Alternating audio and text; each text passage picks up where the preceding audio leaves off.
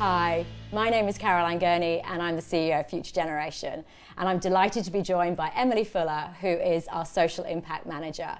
We wanted to update you today on what we're doing with Future Generation Global and the not-for-profit partners. It's a really exciting time. We are on track, to donate at least 12 million this year to us, our partners, and we will have given more than 53 million, which is an awful lot of money to these charities to really make a difference.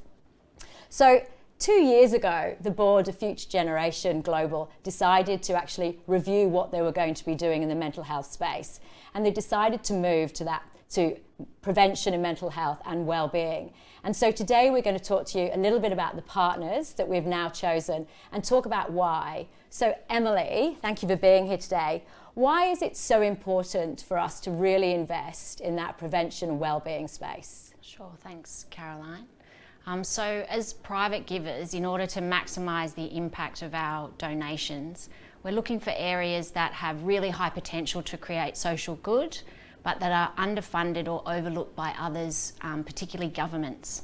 So at the moment, estimates suggest that Australian governments combined spend about 1% of the total mental health budget on prevention.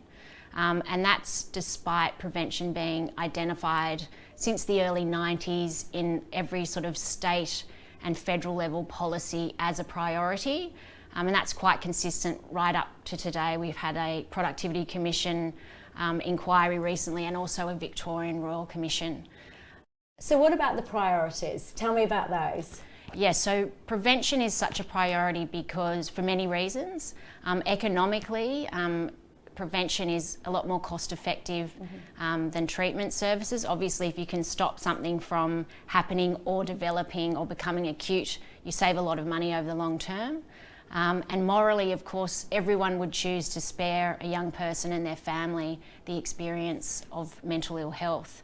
So unless we are able to front load some of our investment, the financial bill and the human cost of mental ill health is only going to continue to grow.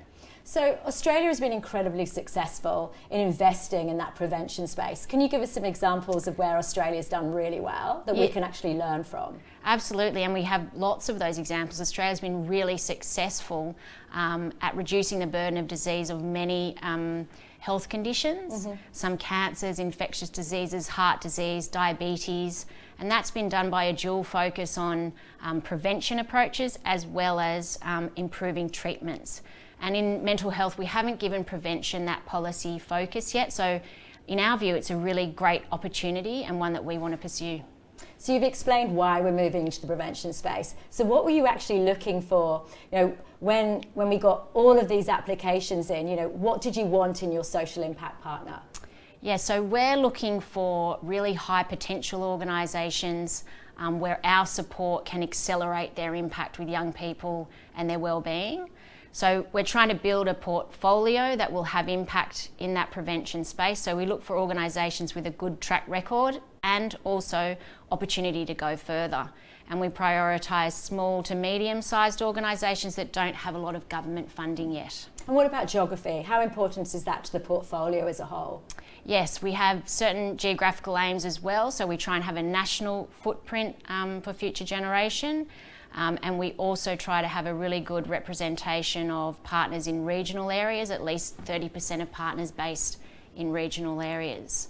And also we're looking to have a range of different approaches in the portfolio and a diversity across what we call the wellbeing and prevention spectrum. So that means some activities that target all young people and other activities that are focused on groups of young people that we know are at particular risk and groups of young people that are already showing signs of mental ill health. So as a fund manager, in terms of what we're doing, we're really investing in those sort of undervalued companies to get that growth.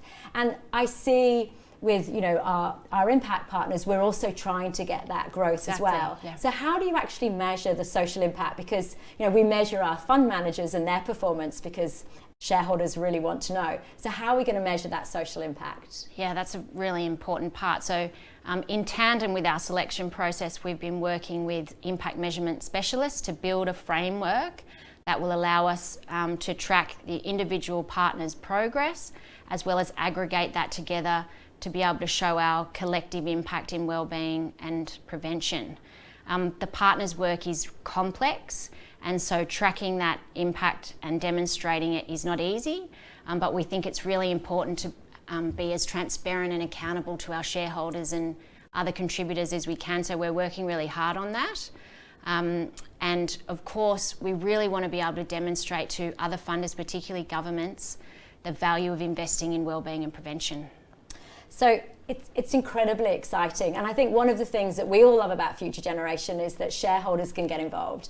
They can actually decide where their 1% goes to the various charity partners, and we do that annually. So I think, you know, it's going to be a really exciting time for all of our shareholders and for our not-for-profit partners as we move forward. Thank you, Emily. Thanks, Caroline.